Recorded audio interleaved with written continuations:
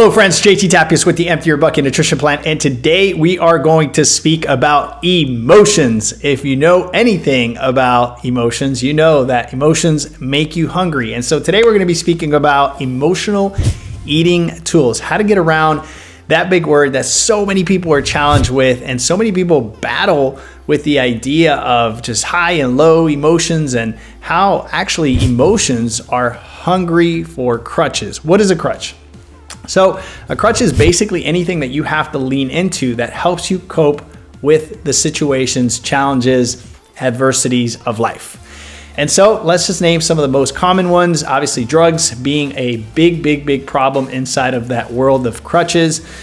We already know the statistics there and the amount of people that have died from utilizing drugs to simply cope with their emotions. And so, of course, because we've seen the stats, we know firsthand, we probably have family members or people close to us that have died or overdosed or gotten into some serious issues because of drugs. There is a big sort of doom and gloom around that whole idea of drugs. A lot of stereotypes, stigmas, things in our society around drugs. And so most people don't come out of the woodworks just saying, oh yeah, I'm addicted to drugs. It's rare to, actually for someone to come out and say that unless it's very obvious and their life is just heading in a disastrous trajectory because of drugs. And we can see that visually, or, these are the people that end up at the hospital or in rehab centers. And so, of course, drugs seem to be sort of the very the actual byproduct of being on drugs is the very last thing that we see in someone's physical appearance when they've been on them for a while. It's harder to actually detect sometimes, right? Alcohol is the commonly socially acceptable one, right? Everyone, or I can't say everyone, but most people to some extent are considered social drinkers. So they will drink in certain situations, maybe at a reunion, maybe a get together, maybe a happy hour, and that is socially acceptable as long as you are holding it together, right?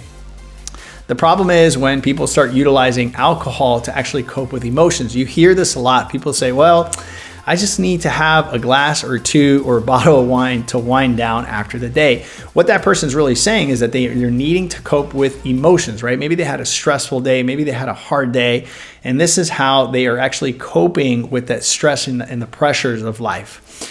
Then you see the cigarettes, right? This is another sort of socially accepted one, even though now we have all these rules where people can't smoke inside of buildings. Thank God for that. But that one's another socially accepted one. If you see someone with a cigarette, you don't think much of it, right? But the one that is obviously universally acceptable, and we see it all the time, and it's very normal, and for this reason, it's kind of disguised, is food. Food, if you ask me, is probably one of the biggest coping mechanisms that people have. I know this firsthand because I've been in the world of fitness and nutrition for 23 years, and so I see very tangibly how people are not just using food as a crutch, but also addicted to food. Now, it's important to understand that whether it's drugs, alcohol, cigarettes, food, drugs light up our brain with happy chemicals like dopamine, epinephrine, serotonin. All of these chemicals basically provide one of the main ones, which is dopamine, right? Anything that secretes dopamine is going to make you addicted to that thing, right? You're going to want to repeat it, specifically when you are upset, when you are happy, or when you are bored, right? Those are kind of the three things that people sort of reach for food: the ice cream, the chocolate. I don't know if you've noticed this, but women specifically in certain times of the month will eat more chocolate, right? Well, that's simply because their body is requiring more of a dopamine hit because those emotions are wavering, right? And so, or you see people that simply, they're addicted to ice cream, right? They're just like, something happens, they pick up the phone, maybe it's a tax collector, maybe it's someone that they owe some money to, or someone on the other side of the phone is giving you some bad news. Next thing you know, you're digging into the ice cream. What you're doing there is you're coping with emotions. One of the things I often see is people cope with emotions mostly in the evenings, and that is because the entire day you have been an adult and you were stressed and you're going to work and you're having to be responsible and you're having to exert a lot of discipline and energy in that direction. And when you get home, this is when most people break down. I always say that 7 p.m. seems to be one of the bigger temptation and triggers for people when it comes to emotional eating, because they're tired and their discipline muscle is not that strong at that time. In the morning generally is when we are stronger, when we are able to actually stick to our diets, to our plans, to our habits. But as the day goes on and we start to get tired and that discipline muscle starts to waver, that's when people fall into all of these temptations. And so I have good news for you. I gave you all the bad news. I have good news for you now. There is an amazing way to counteract this particular emotional eating roller coaster, as long as you're willing to do the work. That is right.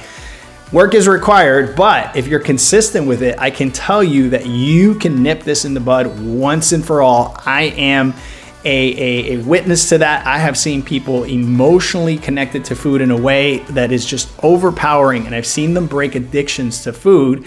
Or let me rephrase this. I've seen them put their emotional eating into remission, right? Because that is it's kind of like a brain tattoo.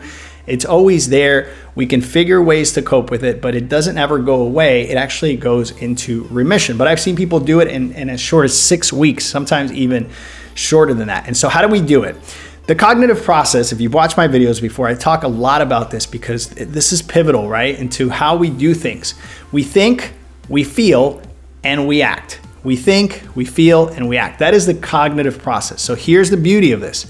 Because before we do anything, we actually think about it, whether consciously or subconsciously, we have the ability to stop ourselves from doing certain things based on the language that we use with ourselves. So I've developed a system called the truth system. It's not mine. There's many people out there using it in different formats, but this format, it works really well. And so the T stands for trigger. There's something that's going to trigger you, stimulate you, and kind of tempt you, right? And so at that point, the R is for reflection. You sort of stop, you reflect. Should I do it? Shouldn't I do it? Some people justify certain behaviors. And so they'll say, I've been really good for the past 3 days. I'm just going to go ahead and eat the ice cream or eat the cookies, etc. Right? And they justify it inside of that reflection. Some people inside of that reflection, right, which now leads us to you, which is unhealthy, make the unhealthy decision of the ice cream, the cookies, right? Or they tell themselves a truth. The T, the second T there is for truth. They tell themselves the truth and they say, I don't need that. I'm actually on a plan. I want to get to XYZ weight. I want to look this way or that way by this time.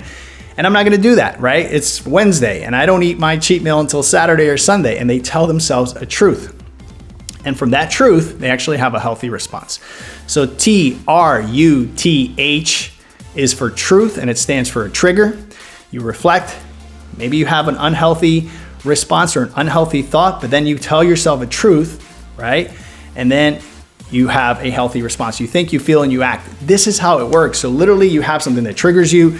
You reflect on the unhealthy response. Maybe you want the ice cream, but then you combat that with the truth, and then you have a healthy response to that thing. This sequence, you have to train yourself to do this. It doesn't happen overnight.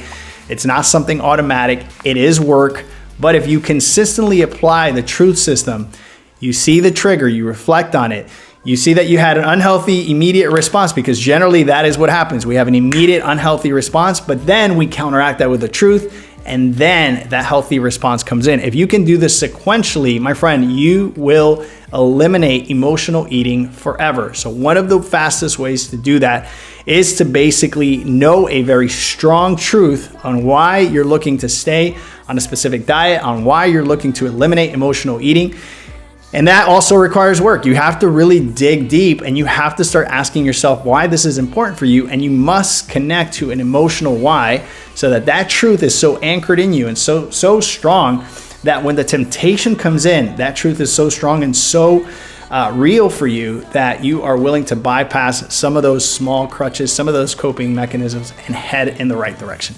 Guys, today we spoke about emotional eating tools. I hope you got something out of this. You know, as I always say, if you hear me, but you don't put it into action, you just wasted 7, 8, or 10 minutes to this video. But if you put it into action, my friend, you will reap incredible results and your life will radically change for the better. Guys, if you enjoyed this video, I absolutely know you will love this one here. Check it out. JT Tapias with the Empty Your Bucket Nutrition Plan. I'll talk to you soon. Ciao, ciao.